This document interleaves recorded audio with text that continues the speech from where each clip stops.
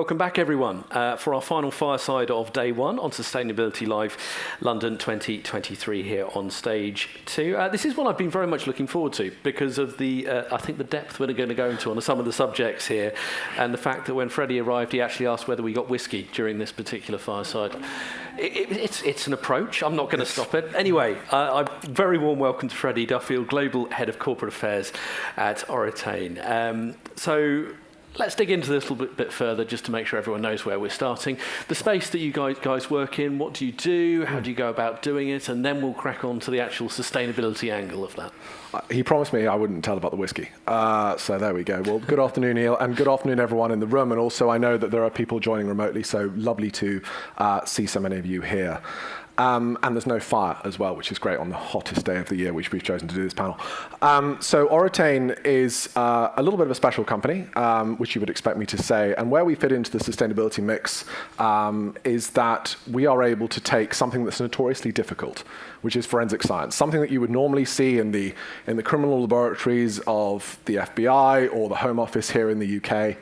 And we've been able to take it to a place where we can actually commercialize it. And the way we're able to do that is to be able to truly verify where a product comes from.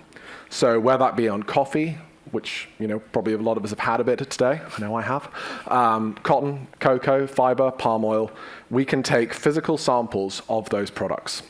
For the last 15 years, we've been building databases of those products, and we're able to compare the two. So rather than traditional solutions, something like a blockchain, a dye, a spray, or a traditional paper trail, what we're able to do is take forensic science and apply that to your supply chain.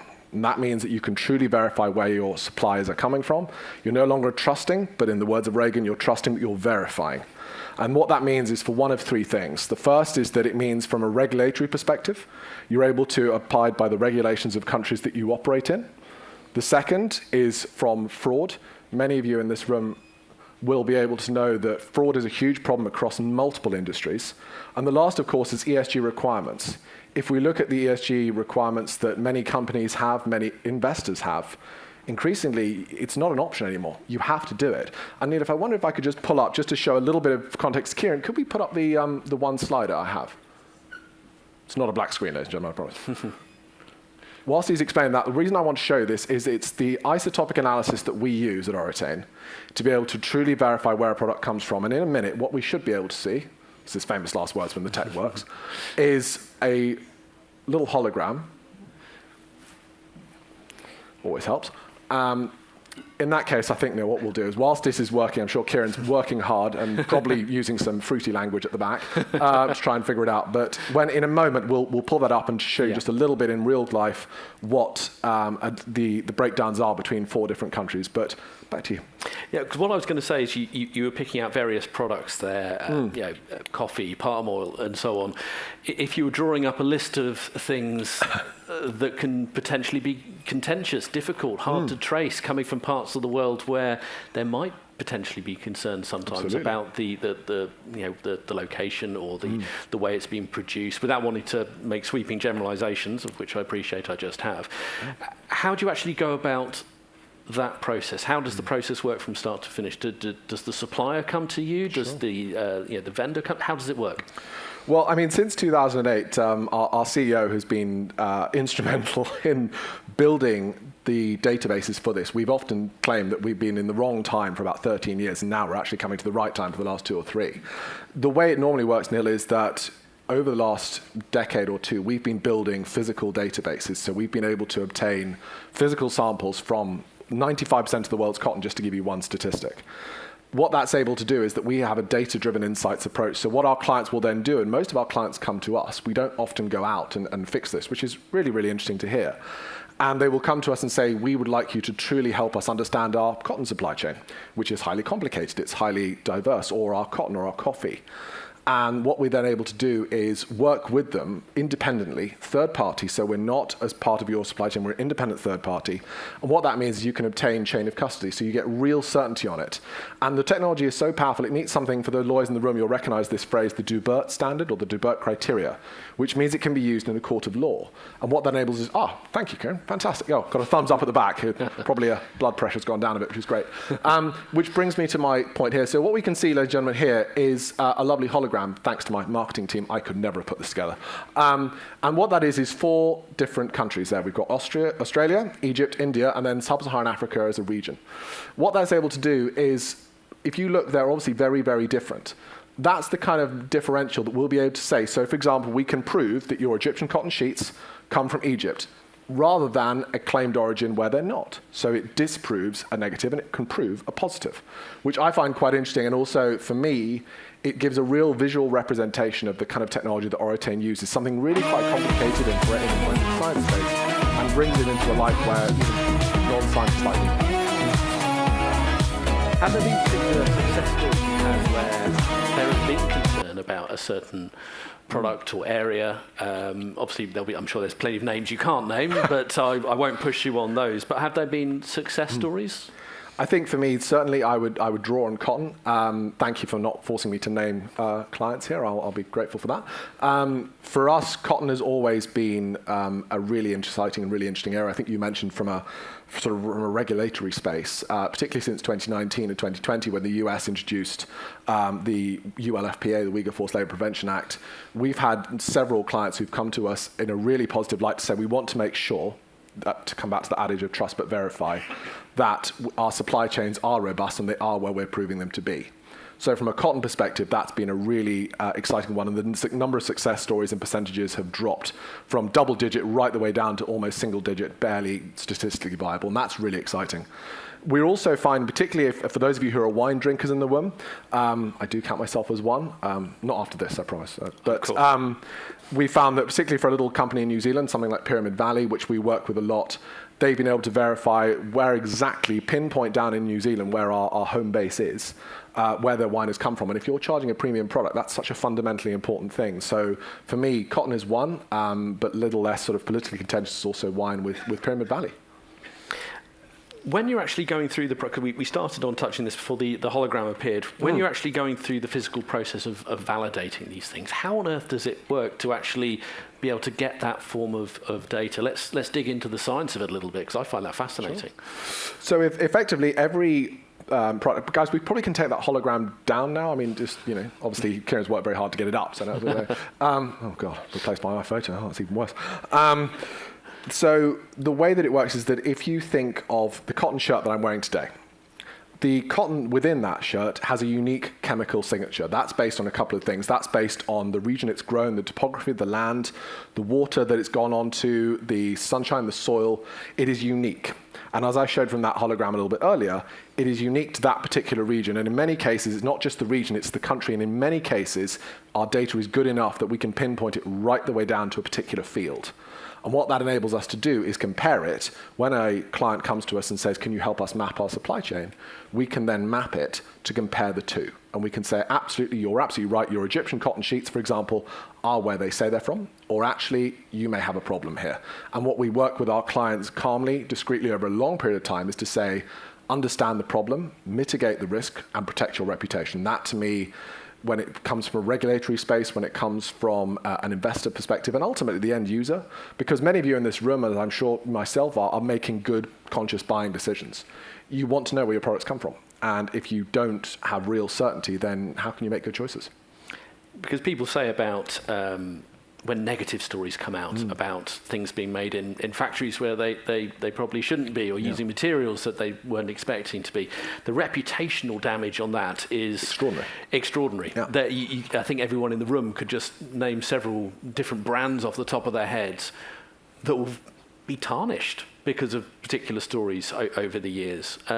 Is this kind of technology something that can maybe protect people going forward from that kind of thing? Hugely. I think for us, because we've got very strong New Zealand heritage, they're incredibly humble, and I'm British, so I'm allowed to say that. The way that this technology has been so powerful is to be able to provide those data-driven insights to our clients, and I think at Oritain, one of the things we try and do is reduce risk and protect reputation. So absolutely, this is one of the big fundamentals. A lot of our clients come to us and say, we want to do good, we want to do the right thing. This is not green hushing or greenwashing. We want to make sure that our supply chain is truly robust and that we can verify our supply chain. So that means then we don't have a reputational problem, we don't have a regulatory problem. And to be honest with you, Neil, we can also unlock greater investment because ESG is now rising up the issue management. We find increasingly investors come to us and ask us to help verify a prospective investment. And if you're not able to verify your supply chain with real honesty and authenticity, you may not be able to access those funds and get that competitive advantage. They say data is gold, but I guess if it's data you can trust and verify, it becomes that's the plan. Something even shinier. And I think the science, it's two things. It's the robustness, data-driven insights, and it's the forensic science that backs it up. I think that's where we're most proud of it, and the scientists in the northern and southern hemisphere do an extraordinary job of being able to bring those things together. And again, I'm sure you can't name names, but have there been examples where people have come to you with, we want this checked out, and it hasn't been what they were sold? Yes. He's going to ask me for a name, and I'm not going to. I'm not going to ask you for a name, but a little more detail. Yes, the answer is it does happen. And I think there's a couple of things to raise there. The first thing is, by definition, if a client or a person is coming to you saying, we would like you to help us with our supply chain, by that very action, they've taken a positive step. They've said, we want to make sure that we're doing right. We think we're doing right. Our suppliers have assured us we're doing right. But obviously, Oritain has been able to find that that's not always the case. It's complex, particularly for something like a cotton or a coffee. They're incredibly complex supply chains that change every day, every week, every month, every year. So by building long-term relationships with client, we can mitigate that risk and be able to fix those problems. And that's what we're able to do, which is provide apolitical advice to clients. So the answer is yes, it happens. But by definition, the clients want to figure that out rather than hide it under the carpet, sweep it under the carpet, whatever you want to say. Because I know whenever I'm speaking to anyone involved in procurement and supply chain, a regular blind spot or a grey area, if you like, is the further down the tiers you go, things become more and more complicated. Is this kind of technology a way of maybe giving a bit more visibility once you get to those levels of the tiers? I think absolutely. It's got to be used in the right way. And as I said, it's how you've asked the question. And we're increasing the richness of the data every single day. And we're out collecting those physical samples and expanding the number of commodities that can be used on. So it's absolutely, as you said, it's tier one and then it's below that. For us, that's such an important point because if it helps clients make great decisions on their suppliers and if it helps from an investor perspective, then it's hugely beneficial. I'm very much focused on trying to make sure that people are getting something useful or tangible out of every single session here. For you, what sort of advice would you give to people when they are going through their journey of wanting to make sure they've got transparency and proper visibility in their supply chain? I'm sure one option is working with you guys, but from your experience, what other options do you feel there are, and what advice would you give? That's a good one. I promise I won't do the sales pitch, but despite my commercial team probably saying I should. I think the honest response to that one, Neil, is really to understand every single step.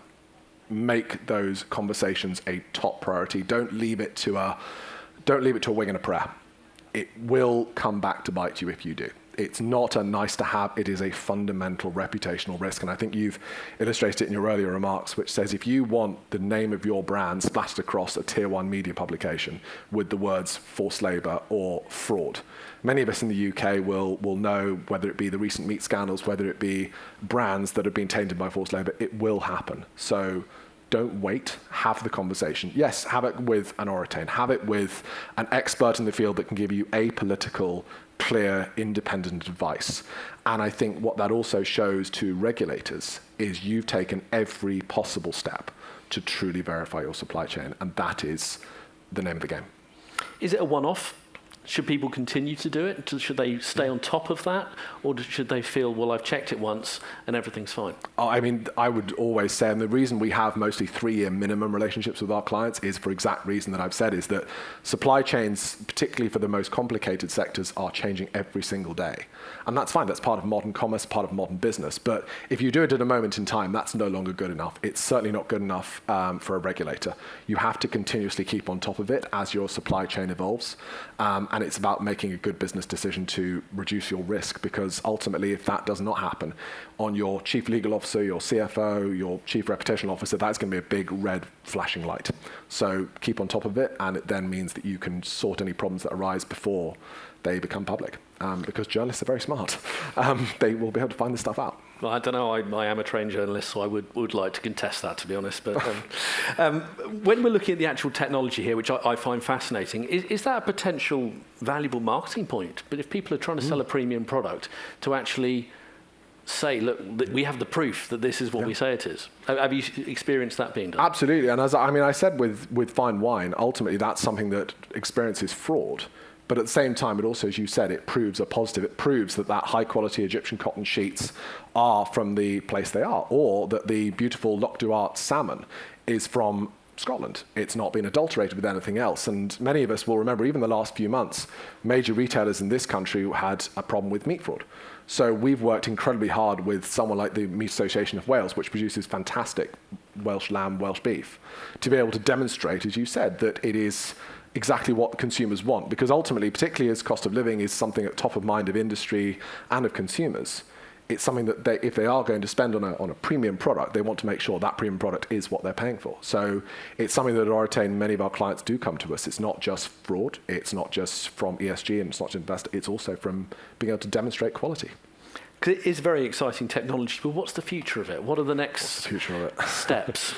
I think for me, there's a couple of things. I think the first is we're seeing increasingly clients using Oritain to publicly demonstrate some really positive things they're doing in their supply chain, and we're seeing more and more of our clients go public. As we said, something like Primark is going public with demonstrating that they use Oritain technology. I think that's the first thing, and that I think speaks to a broader trend of traceability being a non-negotiable public requirement.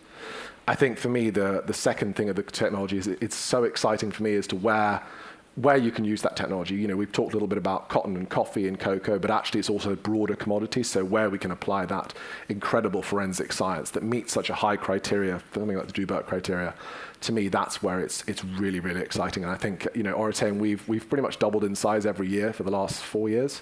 And for me, that's, we've just done a Series C capital raise. So it really shows that people are very excited about this company, and very, very fortunate to work for it. In terms of the next steps of the actual science of it, though, if we can actually drill down to the actual field, is the next step of maybe branching out into other types of product to actually prove where they come from? Is that maybe the next step? Or I think is it, so. Yeah. I think broader commodities will be certainly something we'll be looking at, and we're looking at it all the time. Clients come to us for rare earth metals, polysilicones. There will be certain, the technology, because it's peer reviewed, so it's extremely exciting. We can actually move it forward at great speed, and most of our science teams in the northern and southern hemisphere, they're working hard on that now, and I can understand about some of it. Some of it. Some of it. Well, let's go to the room now. Do we have any questions from the room? We have. Oh, Charlie is just seeking out the microphone. She has found the microphone, and we have a question just in the middle there in the white. Yeah, hi. My name is Capucine May. I work for Veris Maplecroft, which is an ESG data company. I have a question that might be a little bit technical, but you mentioned that when you build up these, I guess, kind of fingerprints of these commodities, they are built up of maybe the kind of environmental conditions that they are cultivated in and things like that.